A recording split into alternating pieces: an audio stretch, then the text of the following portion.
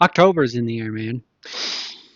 Can you feel it? I can smell it. It's fall. actually like legitimate. You can smell it. Yeah, You can because totally smell it. it's in the It's air. beautiful. But October also brings in MLB playoffs. Hell yeah, And our brother. Mariners have made it. They are the ALDS West champions, They and sure game are. is on right now. Uh-huh. We are going to get through this episode so we can catch up on the scores. But Yes. what's Uh, fun about it is just how together the fans city comes together. oh Like my God, I know. it's it happens with football, anything. Oh yeah. It's a fun atmosphere where it just brings everyone together. Well, and Especially in a world that we live in today where everything's so divided, a team can 100%. bring us all together. 100%. And I think it was like to even take that a step further, I think it was cool because there was all the talk before the MLB put the schedule out for these games Hmm. because who like they didn't know if like the Mariners were going to get the primetime games this weekend, which Yeah. they ended up getting the primetime games this weekend. But if not, then tomorrow they would have been playing in one of the earlier time slots, which would have coincided with the Seahawks game at 1:05 Yeah. tomorrow, and that would have made for an absolute madhouse and shit show in downtown Seattle, Yeah. right? And so there was all the talk leading up to this week about like all the way up to Thursday about whether or not the Seahawks game was going to get pushed like Get flexed later out. Yeah. or to a whole other day that had even been mentioned. Yeah.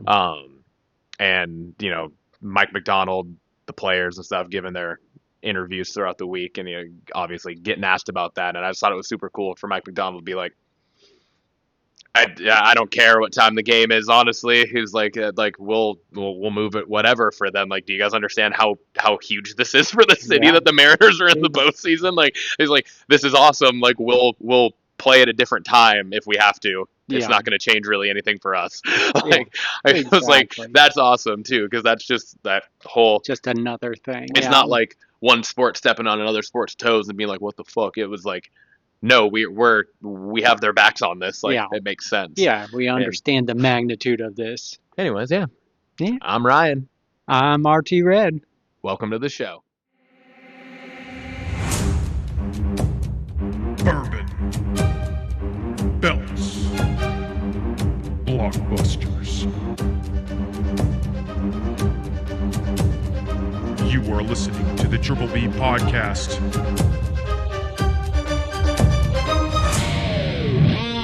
Let's fucking go. We got some bourbon to start drinking on today. Yes. It was my cash in. I once again looked like an alcoholic single father. But this time it wasn't at 6:30 in the morning. Okay. Good. This time it was at like 5:30. No, you can't buy till 6. yeah, So. yeah. No, it was like 10:30 probably Okay. this morning. We came out to Enumclaw. Me and Lainey did because Lindsay was working today, so me and Lainey had the day together, and which Buggy Daddy days are some of my favorite days of, Yeah. of my week is when I get to just hang out with my daughter, and we went out to the Copper Kettle in Enumclaw for breakfast, and after we did breakfast, I was like, oh, I gotta go over to QFC to get the bourbon because I was like, I don't know when I'm gonna have another chance, and we're right here. So I did that. So I got it at QFC in Enumclaw today. All right. What do we got? Make sure I'm not gonna drop it. I don't I remember. know, It was like 3 hours ago now that I put it in here. So all right, Ooh, and the reveal is we have, and I did this on like I kind of made a connection here Okay. with and you might figure out what the connection is. Bakers. Any idea? Any idea what my connection here was? Nope. Well, the Seahawks just happen to be playing the Tampa Bay Buccaneers tomorrow, and their quarterback just happens to be Baker Mayfield. And I saw this, and I was like, that's cool because I like Baker Mayfield. I've always liked Baker Yeah. Mayfield. I've always honestly enjoyed Tampa Bay, and tomorrow's the 50th anniversary game where it's the double throwback jerseys. Yeah. And it is. I don't even know if it's arguable. Honestly, I know like every fan base is gonna like go to bat for their own team. Well, maybe not all of them, but about their throwback jerseys. But I think if you did like a across the league of fans, I feel like Seattle and Tampa's throwback jerseys might take the cake. I think I would agree with that. Like the orange creamsicle might be my favorite. Oh, And they're so fucking dope, dude. yeah. And the white that they're wearing, the white with the orange creamsicle numbers, like, oh, they're so fucking cool. Anyways, that was why I saw this. I had another one, and then I saw this, and I was like, I've never even heard of this before. But we're gonna tie So, it in. yeah, I figured out that kind of makes Oh. a cool little tie-in to our weekend and sports, everything we were just talking about. Hell yeah. So, got a little blurb here. This says, I spent a good deal of my life up at the Claremont, Kentucky distillery for a time. I even lived in a house right there on the grounds. This land has been home to Jim Beam spirits for nearly 100 years. Now we make our special small batch bourbons here too, carrying on the legacy of fine handmade bourbon that's been a part of this family for 7 generations. I'm proud to have my name on a piece of that legacy, a single barrel bourbon good enough to drink neat. Nice. So it's Baker's Kentucky Straight Bourbon Whiskey, single barrel. It's 107 proof. It says aged 7 years minimum. Okay. All right. How much was this bad boy at QFC? This one, wasn't on the cheaper end. I will say that, but it's not like one of our higher price point, like highest price points Yeah. either. It was like the ticket price. It was on sale for like $73.99 or something. So when I walked out, it was like 90. Yeah. So, but I liked the cork. Yeah, that was one of the things. That was like one of the first things that drew my attention because I was like, the bottle itself looks pretty kind of basic and normal, right? It's just like a normal rounded shouldered bottle Yeah. up to the neck. But then you have this like really detailed, like a prevalent lip out here. Yeah. And then there's like the gap. It kind of reminds me of like the hilt of a sword. Oh You yeah, know, yeah. like if this was the Yeah. handle of the sword. Anyways, that's It looks awesome. I'm excited let's to see. try. Let's see. Oh, Ooh, it's better than my pop from last week. yeah, that was a good one. I think it looks good. Alrighty. I'll pick it up later. Every time. Cheers, Cheers, brother. dude.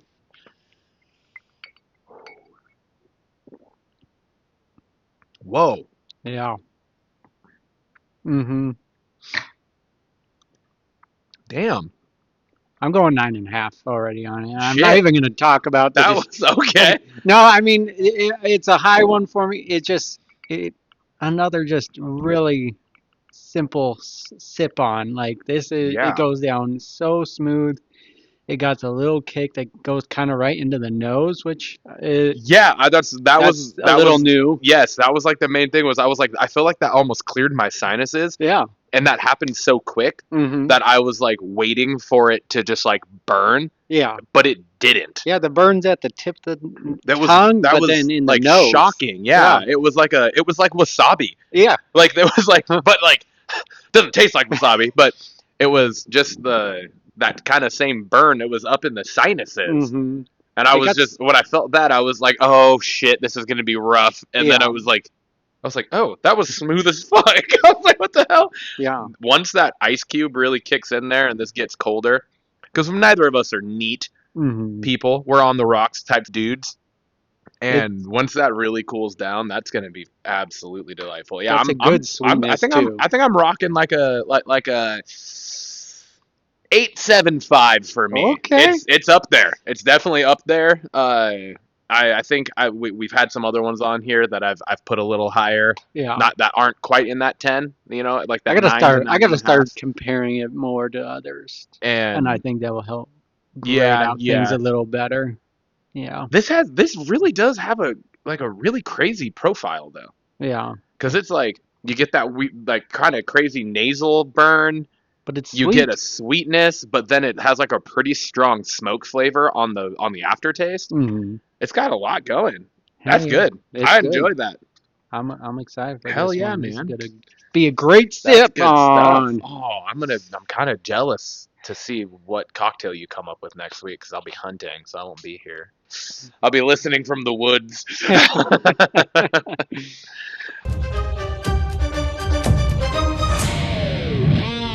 That's bringing us on over to Boats. Let's rock and roll, my boy. RT, what you want to talk about? Going to talk about Monday Night Raw. I'm going to talk about AJ Styles. He says the thing that I wanted him to say. Beat up John Cena. But also, I wanted to just talk on what a great team him and Dragon Lee made. I know. Like that match Yeah. was phenomenal. No pun intended. I don't I don't necessarily want to see AJ Styles in a tag team for this last run of his career, for sure. but if anyone was to team up with him, I like the pairing of Dragon Lee. Also, want to talk on how he's kind of been shooting on backstage. You know, he was like upset that it took fans to really get a match with John Cena. Like the fans, it wasn't creative putting him in a spot. He says, I love wrestling. It takes fans to get me out here, you know, like, and it just, I don't know if it's real or if it's story, because there was another thing a couple of weeks ago where he kind of went off. He kind of went off. And so I don't know if it's story and they're kind of that building into it. That was in like a dark match promo too, right? Like it wasn't like actually. It was on the live Raw. Like if you watched it live, when it's supposed to be a commercial, it was playing. Gotcha. But the US, if it's commercial, you didn't see it. So Gotcha. it was during that segment, but it's interesting and like I kind of get it. Like this is his last run. He said he's very close to, you know, calling it quits. Yeah, and it's like next year. Yeah. Right. Yeah. And he's not being used. Yeah. Really, and so not in any way like good. Yeah. And I'm excited for the match. I like that if it is real, AJ's calling it how it is, and that's he awesome. deserves it. Like, what's gonna happen? They let him go. And if that's not real, then that is a really good use by creative to then like turn the tables on themselves. You know what I mean? Like that's either smart. way. It's either cool. way, yes. Either way, it's smart. It's a good idea, and it's getting us talking, right? It's getting people talking. So exactly. Yeah, it's gonna be a great match between him and Cena. So looking forward to that. Love that he said to beat up John Cena, because that was just classic AJ Styles when they started their feud. So next up, Dirty Dom. Has had another moment. Yes, he did. I would call it a moment. He's taking on this Eddie Guerrero's legacy, and I think the Guerreros are good with it. I feel like they're leaning into, like, if there was any talks, they're like, go ahead. Like, it just, he does it so well, and this match with Rusev was one he was by himself. Yeah. Tried to pull the classic Eddie chair thing, that didn't work, and then he flipped it again by giving him the low blow. Gets the low blow from behind the ref's back and the roll-up win. It was classic, man. This is a roll-up win that I'm good with. Yes. Because it makes sense. It's not out of the blue. It makes sense. It fits the persona, just like it was with Becky when she did it like those 2 times in the defenses, right? The roll-up for the heel in that situation makes sense. 100%. It's just Dirty Dom is getting better and better each week. Like, and it's not even like his in-ring is great. It's the character, Dirty Dom, and the fans are with him. And he's going to be one of the biggest stars. Yeah, and it makes sense too, because he is not Eddie, right? Yeah. Like physically, he's not. Eddie was a smaller statured, but he was fucking jacked, right? Yeah. Dom is not at all, right? He's tall, but he's a beanpole, right? He's not jacked in any way, shape, or form. So him going up against somebody like Rusev, that's the type of thing that you're used to being like, oh, this is a squash match for Rusev. Like he's going to just destroy this guy, right? But then they're putting it in this angle and this spin with Dom being this new take on the Eddie legacy character. Yeah. And it's working, and it allows him to get a believable win. Yeah. So it's like, all in all, it was great. It protects Rusev when he's kind of been on this little bit of a, up and up run here, you might call it. And it also obviously keeps the title on Dom, which is very necessary right now. Yeah. Like you can't have him lose that. He's the double champ right now. It's causing issues with Judgment Day. Like there's all sorts of stuff. So Yeah. No, it's awesome. It's awesome, and that just watching it happen, it just took me back to Eddie, watching Eddie, and for sure. it felt good. It feels good, and I'm loving it, every minute of it. Mm-hmm. All right, this could have gone either way. These next two talking points. So Seth and Cody, just the whole night in general, from the video package that defined their rivalry to Seth Rollins going, I don't care that I'm 0-3. That was a different me. It was a different you. We're in different parts of our career. Now we're the two heads of like the company. we were two guys fighting to get there. Yeah. Now we are there. Yeah. I like how he was like, I helped you because you were the lesser of two evils in regards to WrestleMania 40. And I've said it before, but Seth Rollins is just like the bad guy. You believe everything he says is true. Like, you believe it. You eat it up, whether you like it or not. And he's the bad guy. But I don't know. He just really shined in this. I feel like Cody's kind of looking like the weak one on the mic in this whole situation. Like, he keeps on bringing up Brock Lesnar. This feud currently doesn't have anything to do with Brock Lesnar. Like, just because maybe Paul Heyman's making a decision behind his back. Like, the feud is you two. Championship versus championship, it's that's what you should be focused on. And I don't know. Just the whole night was really solid with how they're building this up for a match. Like, I'm not too huge on the crown jewel match. Like, it is what it is. I mean, I think it's a cool idea. I think they fucked up by it not being the actual title. Yeah. By it being a ring. Yeah. That's fucking stupid. If it was a title that they get to like hold until the next year or something, and then like if they're not in the match, then they hand it off to the new winner. Yeah. Something like that to make it more of a legacy type thing. Yeah. Right? Because then you could potentially have like, oh, the 2-time defending type thing, like, but yeah, the fact that it's just a ring and like we didn't see anything about it again until 2 weeks ago when Cody had the ring. Yeah. He talked about the fact that he had the crown jewel ring before he has still not talked about the fact that he's the WWE champion. What? Yeah. So, but yeah, no, I get what you're saying with that though, where it's like and he's cleansing the timeline, which I thought was just a cold ass line. Yes, absolutely. Spoiler, title name. Yep, I know. I seen it. I loved it. Yeah. No, I think I think the build to this has been good, especially on Seth's part. Yeah. Like Seth has, like you just pretty much said, but he's pretty much in the driver's seat of this, and it's. I feel like he's got to win this one. I know, but it's Cody we're dealing with here. So I don't know. I know, and I don't. I know. I know. I don't know. I know. I know. Yeah. I know that I don't know that I don't know that I know. Anyways, my banger of the night. Okay. It's not Roman Reigns returning. It's dealing with that. It's the whole closing, literal last few seconds. It was face. It was that, basically.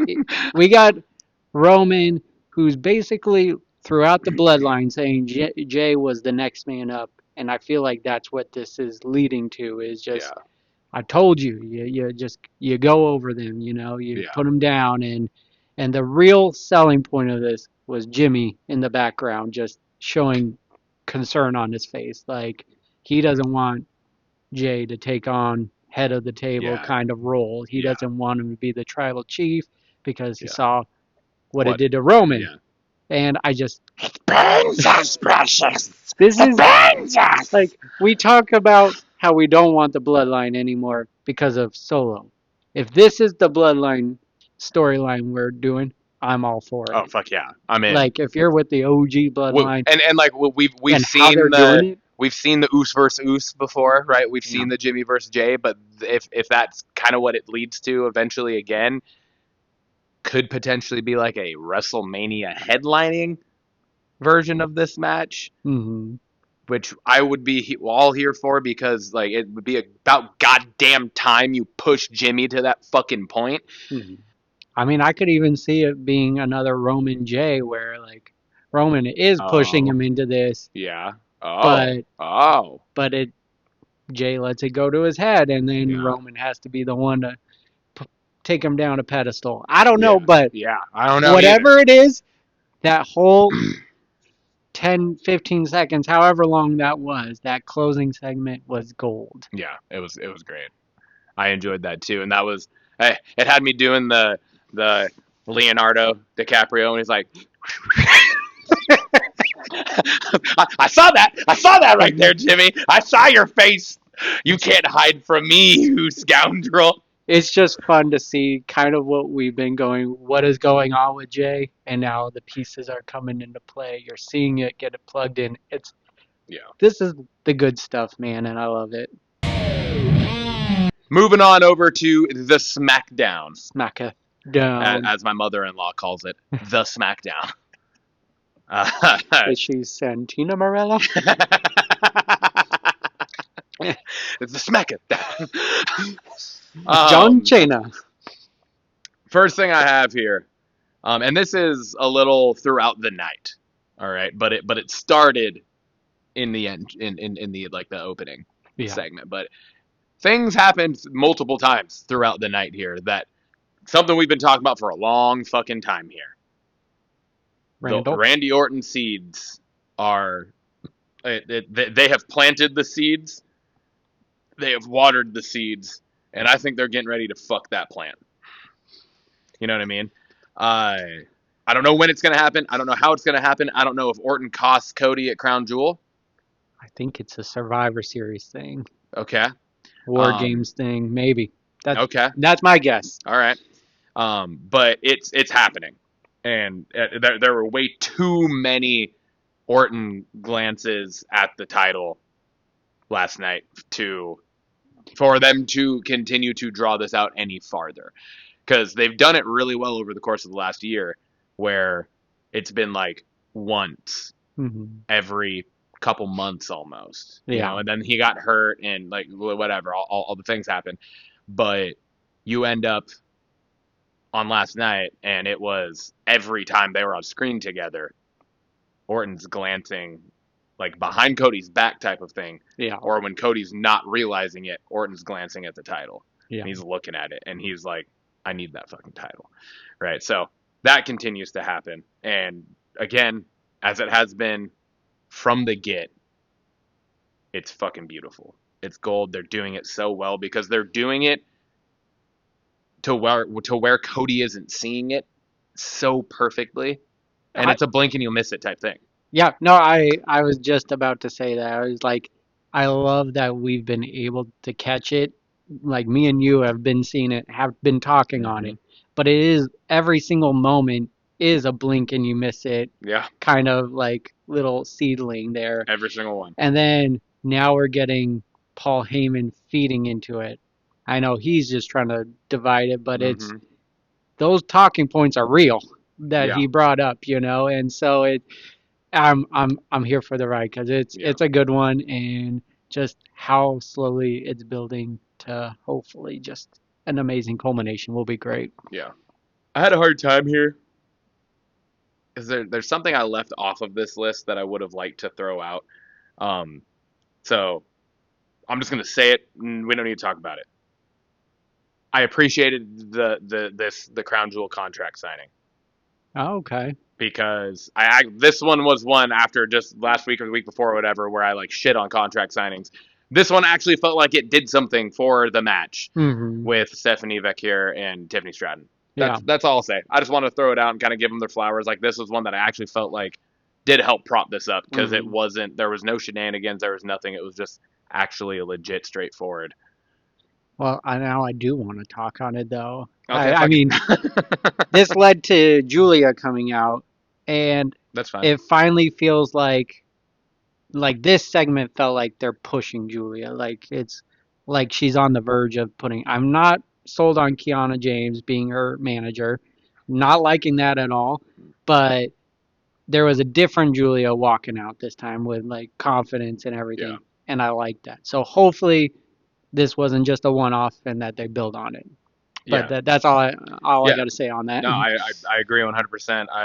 It was unexpected too. Yeah. Like totally unexpected to have that be who it was that was coming out, and especially in that moment, right? Yeah, exactly. So that is definitely one thing. So yeah, Something to watch all in out for. all, I thought that whole segment from start to finish was strong. I thought it was solid. I just switched talking points because we actually talked on that one. The other one I had there that I just switched out is just saying Sol Ruka's fucking so She's fucking so good. good. I can't wait till she's actually up on the main roster. Oh, She's so fucking good. that Soul Snatcher, man. It's such a cool move. I mean, It really is such a cool move. at first, it's you think like about the movie, you're just like, you have to like kind of suspend disbelief about Yeah. how it, but she's gotten better at it. Yes. And she's gotten it's better just at it comes out of nowhere. And the setup is the whole thing for it, right? Yes. And the ability to kind of knock the opponent groggy for a second and then them turn around and catch it is It's so good. It's no different than the Cody Cutter Yeah. or the fucking the Buckshot Lariat. Yeah. Any of those. Yeah, right? exactly. Charlotte Flair's fucking front handspring clothesline, right? Like all of those, it's the same thing, and this one seems like it's actually the most devastating of them. Yeah, 100% agree. My next talking point, now that I'm kind of ending up with 5 here on accident. I didn't mean to, Tim, but it is what it is. It is what it is. The Wyatt Six and the Street Profits angle is fucking starting to heat up, I think. I thought the video package interrupting them backstage was pretty fucking solid last night. The Wyatt Six video packages are great. I hope we keep getting those because of just the time of the year that we're in right now. It just fucking fits. So it's like lean into this more. It's October. It's spooky season. Let's get more of this going. I think we are missing the Nikki Cross getting involved somewhere in the women's division angle, though. Like she lurked in the back, and then we haven't seen anything since. Yeah. So maybe it's a long play here, something like that. I hope so. But yeah, I think that. I think this is heating up to be a solid match between what eventually is going to be a title match between the Street Profits and the Wyatt Six. And we're getting all of this without any form of other tag team stuff now, which I'm good with because we had it was dope when we had it, and we had it for a fucking while. But now that has calmed down, and I think that's for the better. Yeah, agreed. I 100% agree. I thought it's just good storytelling. It just with what Uncle Howdy was doing, or Bo Dallas. It was Bo Dallas, getting in between the two of them, and then just playing that clip in their hype video, or that video was really cool. Just putting seeds of doubt. Yep. I don't want the Street Profits necessarily to split up, but it's cool that the seeds are being planted there. Sure. And how they're playing it out. So, yeah. And finally, my banger of the night, the finale of the show. Not necessarily the match itself, because, I mean, it was fine. Like, it was your typical, like, Michael Cole even alluded to it. It was like the Mega Powers type of, like, your current day. It's Orton and Cody teaming up together, right? It's like, true. It really is like the New Day, Hogan and Macho Man idea, right? Yeah. And then taking on obviously the Bronze, and the match was fine. I don't really have anything huge to talk about it on either end of the spectrum there. It was pretty much straight down the middle, kind of what you would expect, with the, like, even more so with the ending of it being Seth getting involved. And I think that is part of why I'm talking, because we have seen so much happen now without the actual Vision being together over the last few weeks. That's true. Like, Seth has been on his own thing, like, hasn't had almost anything to do with them. Right? And that's where I was kind of like, what is going on? Like, is Seth the leader of this, or is it Heyman? Yeah. Because Heyman's been everywhere, involved in everything. Yeah. You know what I mean? So 100% it's kind of a weird angle, and so I liked last night seeing Seth come out and get involved to get the Bronze the win there. Yeah. Right? So I like that. But I think the big thing for this that made it the banger for me was those closing moments. Paul Heyman said, don't do it. Because I sense some distrust now building more and more between Seth Rollins and Paul Heyman. Paul Heyman's trying to get him to, hey, don't do it. He's in your head. He's telling him, he's in your head. Don't do it. Don't do it. And then what happens? Seth does it, doesn't listen to him, doesn't trust him enough, doesn't listen to him, slides in, takes a Cody cutter. Yep. And that whole time, Heyman's holding the bronze back. Yep. Heyman was not letting the bronze go and then avenge Seth. Yeah. That was like a you live and you learn moment. Yeah. From Paul Heyman. Mm-hmm. You know what I mean? So there's shit brewing there too. Like there's something burning up underneath the vision right now, as equally as there is between the new age. Fuck, I just said it. Mega Power. Yeah. Yeah. So.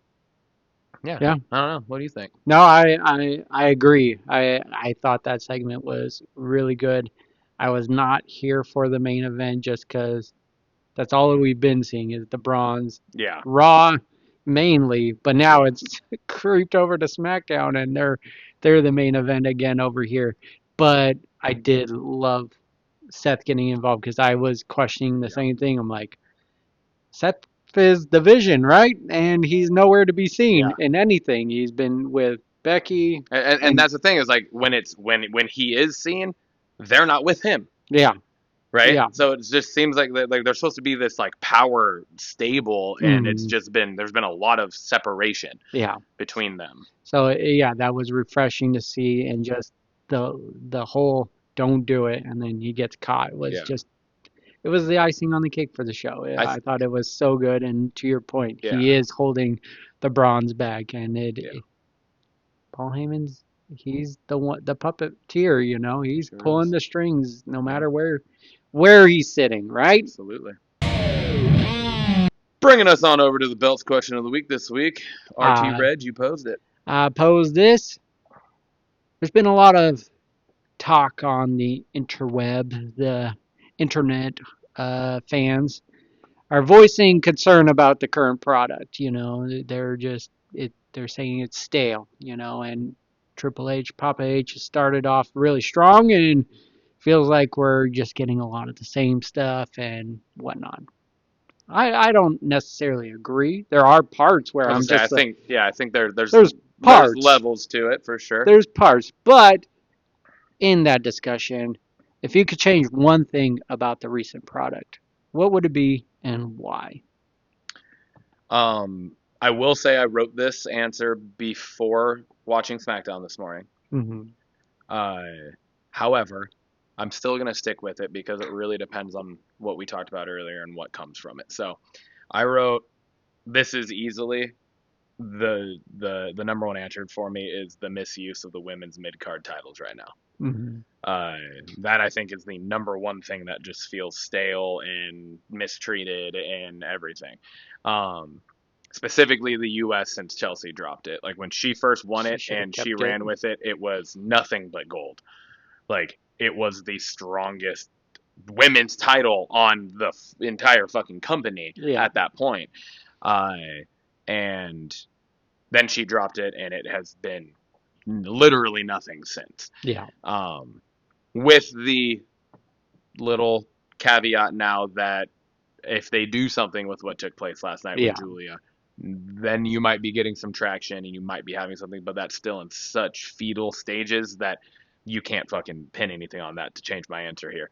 And I would even argue, even Becky now, since she ended the Bayley and Lyra angle, it's not really been much of anything. Like it was the Punk and AJ angle, and then it was she just randomly faced again fucking Maxine. Yeah. Or she's going to. Yeah, I think she's going to. Yeah, she's going to this coming, but it's just like fuck. You know what I mean? Like fuck. So yeah. It's that's my answer is the women's mid-card title status right now is I think disappointing to say the least. I like it. I like it.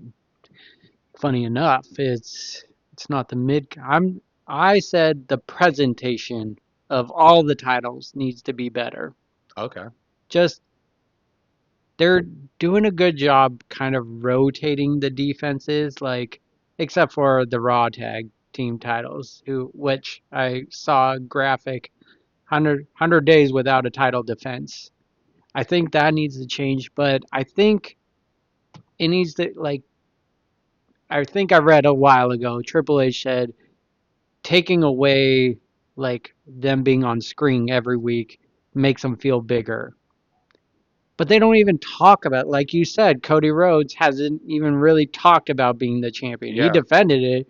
He doesn't talk about being the champion very much. I just want them to talk about it more, have more story about it, and just make it feel bigger. And I think defending it regularly needs to be a thing, whether it's the 30-day rule or something, but it's Finn Balor and JD not defending them all but one time so far is a joke.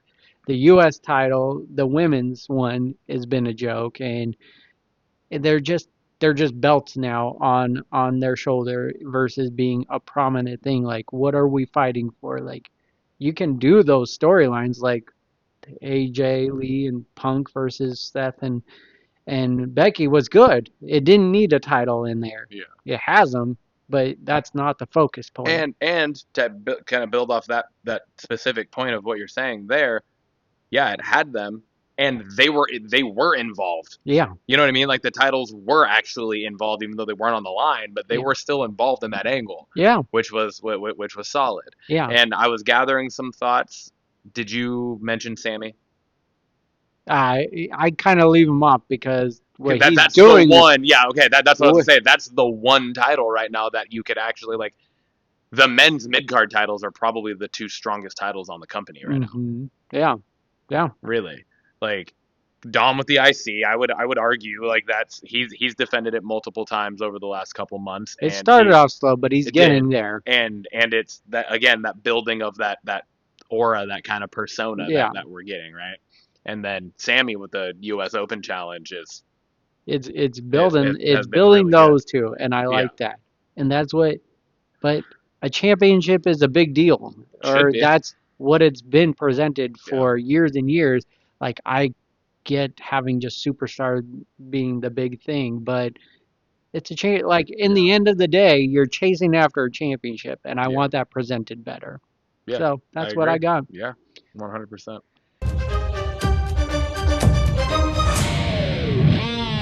Bringing us on over to Blockbusters. Totally sound like you just said Buttbusters. Buttbusters. That is probably a category under a specific adult version of Blockbusters. I like it. There's the trailer. All right, first up for our focus features this week, we have We Bury the Dead. I fucking hate you. I was about to place this on there, and then I'm grateful I didn't because something better came. I don't know about better, but they both look fucking wild. Yes. We'll leave it at that. But the synopsis for We Bury the Dead is, after a catastrophic American military experiment resulting in mass casualties across Tasmania, Ava joins a body retrieval unit to help identify the dead and search for her husband in the southern part of the island. As Ava makes her way south across the ravaged landscape, she soon learns that some of the victims of the disaster are coming back to life. The cast of this is Daisy Ridley, Brenton Thwaites, Mark Cole-Smith, and the release date will be January 2nd, 2026, and it will be out in the cinemas. Ooh. Go to your local theaters and support them, you fuckers.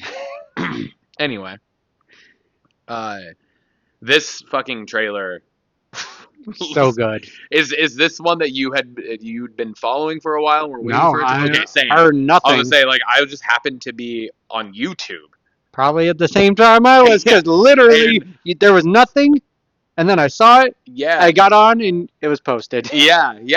And so I literally just happened to be watching, and it was a completely random. It was like a fucking Seahawks interview or something. Like it was like an interview with a player or something on YouTube. And then I backed out of that video, and then that popped up, and I was like, oh, what the fuck's that? And I clicked it. I'm watching it. I was watching it as I was walking from the lower field back to the school in between classes. Like I'm watching it, I was like, what the fuck? This looks fucking wild. So you don't get a lot as to outside of obviously like what the synopsis says within the thing. Like it's some form of zombie-esque type thing. Yeah. It's an infected type of zombie in some way, shape, or form, but you don't get a whole lot of them. No. You know what I mean? You get noises, though. You get a lot of noises, and you get enough, and you get some glimpses of some faces and eyes that look fucking creepy. Yeah. Like, they actually look like there's, like, some form of slight mutation type thing taking place that's not, like, 28 days later type of it's more like infected. It almost felt like not quite but like 30 Days a Night, the vampires in that a little bit. Yeah, I kind of know. I totally see what you're saying because it's like there's definitely a difference in like the eyes, the just like the whole look, right? Looks different than just like a dead person came back and they're just like foaming and was ravaged, right? Yeah. I don't know. It looked fucking wild. Trailer looks wild. The closing segments of that trailer was just the chef's kiss. It was the phone ringing and then like the with like teeth crunching. It was uncomfortable, but good in every way. Absolutely. And I'm so excited for this. I saw the trailer and I was like, I gotta put it on there, and then you put it on there. So really, really excited for that. Psycho Killer. Synopsis. Following the brutal murder of her husband, a Kansas Highway Patrol officer sets out on a journey to track down the perpetrator. As the hunt progresses, she comes to realize the man responsible is a sadistic serial killer, and the depth of his mental depravity and his sinister agenda is more twisted than anyone could have imagined. Cast is Georgina Campbell and James Preston Rogers. Release date for this is February 20th of 2026, and this is also going to be released into the cinemas. Yeah, this looks fucking wild too. This trailer looks wild. This kind of just brings me back to all like the Kiss the Girls and Seven. It is by the director of that or producer of that, but like the Bone Collector. It just kind of brings me back to those. Yeah. Has vibes of Long Legs, and I know that's again another producer of this one. Yes. And so I'm here for anything serial killer related, especially in movie form. Sure. Yeah. And this gets like you feel it in this one, and it's funny because the very few glimpses you get of what I'm assuming is the killer in this. There was like the one guy where it was like he was like shirtless, but he had the mask on. Looked eerily similar to oh my god, the Last Frontier. The Jason Clarke, where that plane goes down with the inmates in it, and that dude that got on the plane in the mask. Like I was like, oh shit, that looked not the same, but it looked just like, there was a resemblance there. So I was like, oh, that's kind of funny that it's like they're both coming out soon. So yeah, this looks. I mean, I've said it before and I'll say it again. I'm all about them serial killers, so I'm here for it. Missed opportunity. They should have had like a creepy version of the song Psycho Killer by the Talking Heads playing throughout this. Oh, yeah. It's just, I mean, come on. It's in the name, man. It's in the name. It's in the name. Missed opportunity. What's in the news? The news. What do we got? I got some news stuff for you. You didn't put anything. So I didn't see anything that I felt, and I did see the J. Kelly trailer, and then when I went to do it, you had already done it, so suck it. Yeah, there wasn't a whole lot of anything else that I. Well, and the third one on there is something that I had known for a while now. Oh, really? Yeah.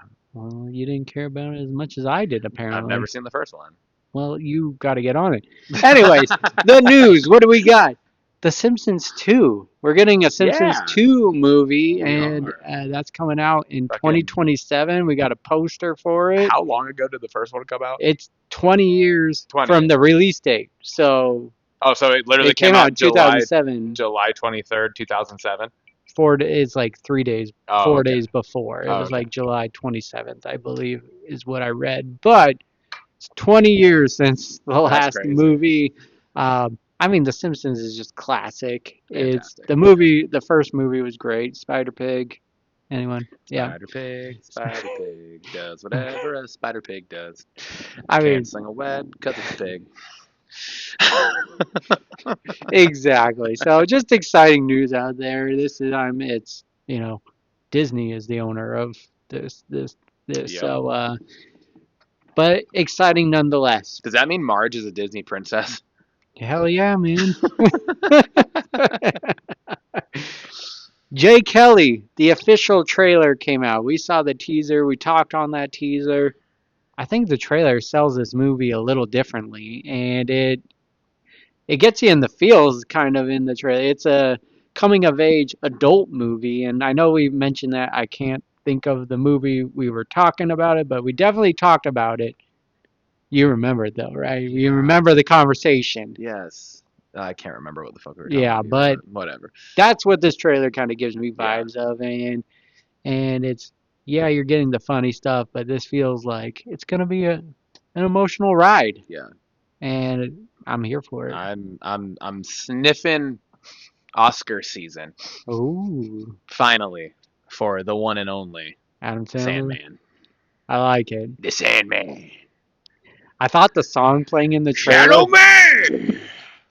I thought the song in the trailer was him singing, but it's not. Yeah. I could see that for sure. It's a good song. I thought it was him, and looking it up, it was not.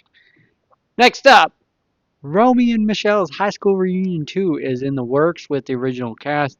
I'm a big fan of the first movie. I think of being at my grandma's house watching it with my aunts and Aunt Bridget. She loved this movie. We quote it a lot. And then Haley has a great appreciation for it. It's a good movie.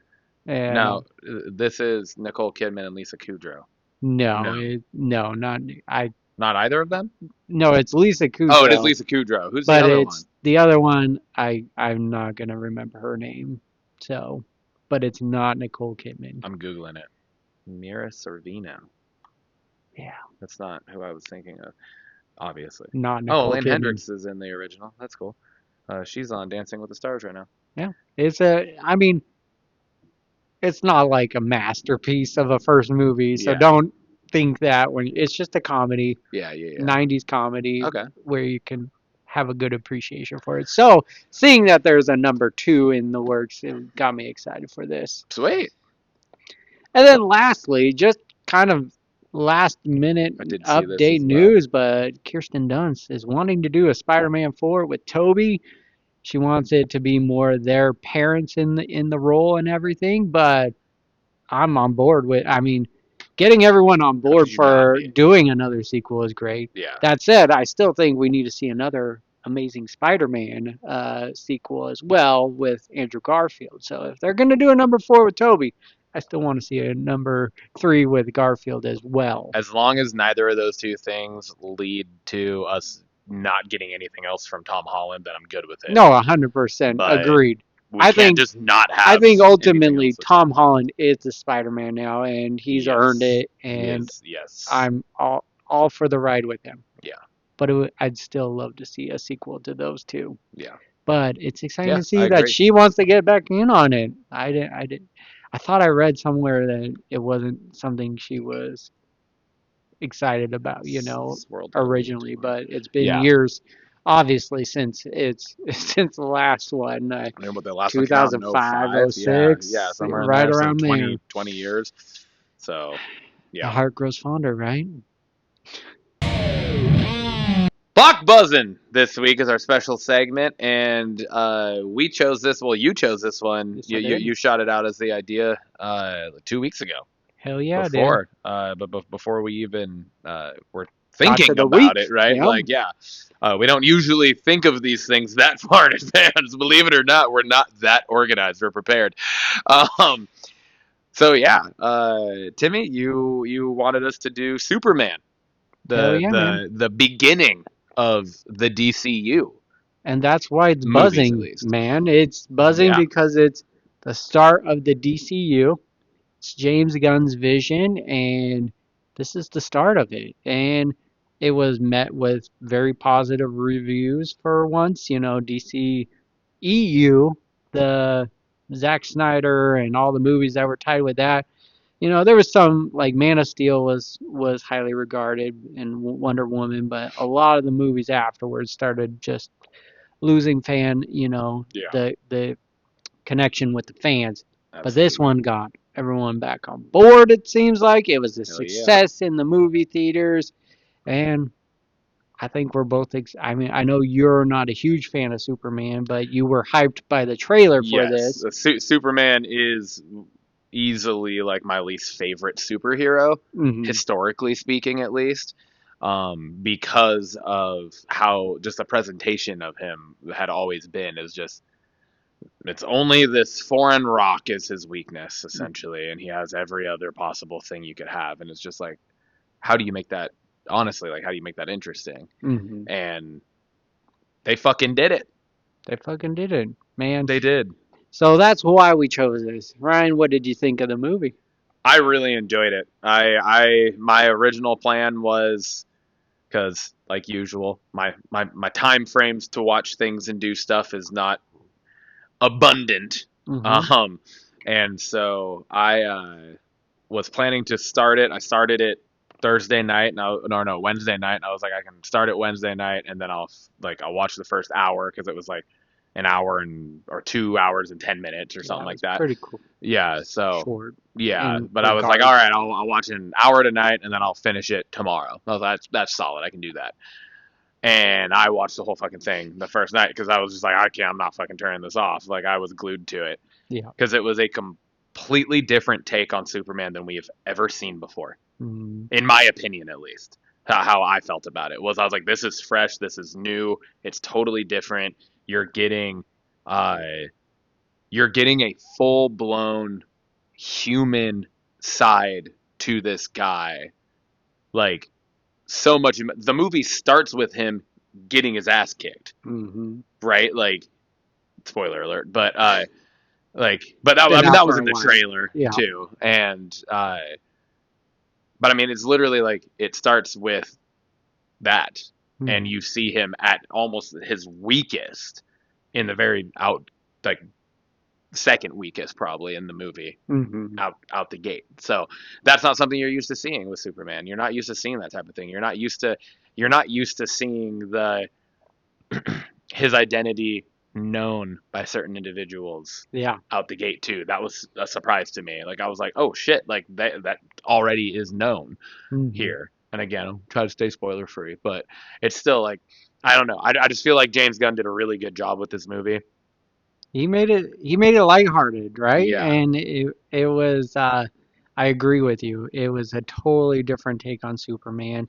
It takes away your like hesitancy, your least favorite thing about Superman. It kind Yeah. of took that out of it.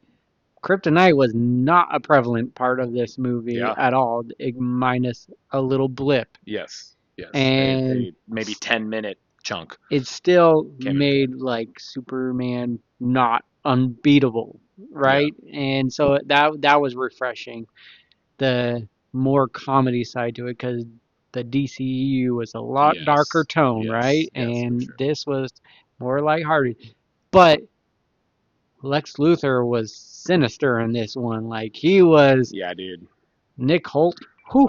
Fucking Oh yeah, it was fantastic. so good. It was just I love his take on it because I mean you had such a lighthearted movie to bring this big bad, Yeah. and Lex Luthor is the big bad, and it felt every part of it. Absolutely. I love the speeches they both gave towards the end of the movie. I was gonna, if you don't mind me jumping in real Yeah, quick, go ahead. I was gonna come back to that before we moved on from this because I hadn't seen the movie yet, but I have seen like certain things Uh-huh. about it, and I'd watched some videos, and one of the videos I watched was that speech that Superman gave uh, after he like came through at the Yeah, end, and yeah, like, yeah.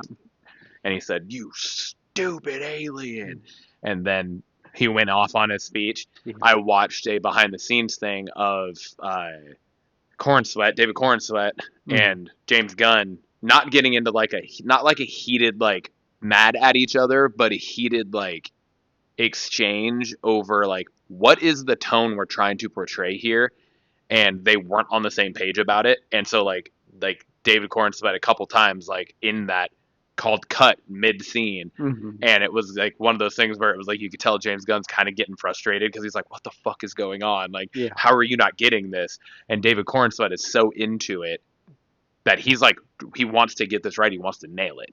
And like that type of thing that you get to see behind the scenes without having seen the movie or anything, that was one of the things that put me over the top. I was like, I got to see this movie when it comes out on Max, because I was like, it just looks so good. And then James Gunn's been on multiple of the podcasts I listen to doing like press tours essentially for the movie, right? He was on Smartless, he was on Two Bears, he was on one of the ones that Lindsay listens to also, and so yeah, it was just like made me really excited to watch this movie because I knew it was going to be something different just from that behind the scenes thing. I was like, this is new, this is not what we're used to, and I really enjoyed that. This made me an instant fan of the DC. Now I'm so pumped. Not that I was like adamantly against the DCU. I enjoyed those movies for what they were. They pale in comparison to anything the MCU has ever done. Obviously. If you compare the two. It's still like this movie to start the DCU. It made me want to watch Peacemaker. I haven't watched Peacemaker yet. I don't know if you have or not, but I haven't seen any of it. But it made me want to watch Peacemaker. You know, because I'm like, oh shit, like I'm in now. Like I'm actually like I'm in. So no, I think this movie did a fantastic job just setting up the stage. I think looking back at what the trailer was, it did not give this like. Was there a lot of the scenes in it? Yeah, but the way they sold it was totally different than how it came across in the movie, which I'm all good for. I like this direction, and the movie was fantastic. Highly recommended. It's on HBO Max if you got that. I own it, of course, because why not? Yeah, of course you do. Bringing us over to our final talking section of the show this week, and that is the Blockbusters question of the week. Tim, you also posed this one. What you got for us? Yes, I did. You know, what is your ultimate bad day comfort movie? What about it makes it your comfort movie? I had a hard time with this question.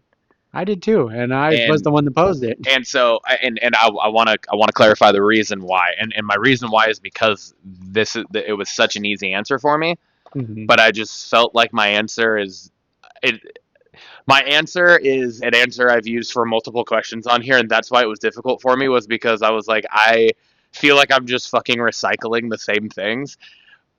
Patch Adams? No. Okay. But I have used that one a couple times on here too. But this one I think it's a testament to how good the fucking movie is. Okay. And that's why I was like, fuck it, I'm not gonna change it. I'm not gonna try to think of another one. I'm just gonna let it go. And it's Wedding Crashers. Dude, like Wedding Crashers was my answer to my own question last week with what I would turn into a horror movie, right? Wedding Slashers. Wedding Slashers. I've used the Wedding Crashers. Such a cool idea. Multiple times, and there's a reason for that, and so I that's why I stuck with it, because I don't think it's a bad thing. It isn't just a cop out. It's not just me being lazy in my thought processes. It's when I read that question, I immediately was like, oh, it's Wedding Crashers. If I'm having a bad day, I'm laughing at that movie no matter what.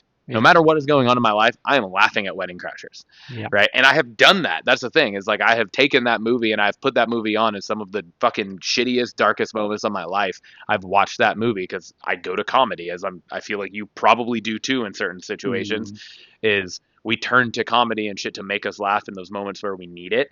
And I can't think honestly of a movie better suited for that than Wedding Crashers. And Vince Vaughn and Owen Wilson are like, Vince Vaughn in himself is like my comfort fucking human, right? Like, no kidding. He's just so fucking good in what he does, and it's all just great. And so I don't know. like I said, I struggled for a while after you posed the question, and because I don't remember, you posed it like midweek, I think, something like that. So it was like I had a few days to think on it, and that was the first thing, and that's what I wrote down because I didn't want to forget. Yeah. And then I just kept coming back to it, and then like even yesterday when I made the slides at work, I was like, "Fuck." Hey, I'm not upset about and I was it. just like, I was like, you know what? That's when I kind of like I justified it in my head with I was like, I don't need to justify coming up with something else. No, You know, exactly. I don't need to anti-justify my own fucking answer. So you that's had your answer. That's you what it had is. a reason. Yeah. And that's all that matters, right? Yeah. All right. Mine. I went comedy as well. I also like to get in my feels too, so it has to be a balance of comedy and the feels. Okay. And so, Bruce Almighty. Ooh, that's a good fucking pick, man. Yeah. That's good because that is definitely in the feels. It gets and you in the hilarious. feels, but it's hilarious still. It stands the test of time. So much relatability in that fucking movie. 100, and I mean, a lot of that movie has him having a bad day, right? Like that's the premise of it all, you know. Really so, that's my ultimate bad day comfort movie, just because Jim Carrey does a great blend of the get you in the feels, but keeping it funny at the same time, and just the whole story of the movie is just great, and it's a fun one, and that's what my ultimate comfort movie is. Hell yeah, man! I love it. That you just made me want to watch Bruce Almighty again. Hell yeah, man! Might have to throw that on the old agenda. Do it. Coming up soon. All right, man. Cheers. Episode 70. Hell yeah. Let's fucking go.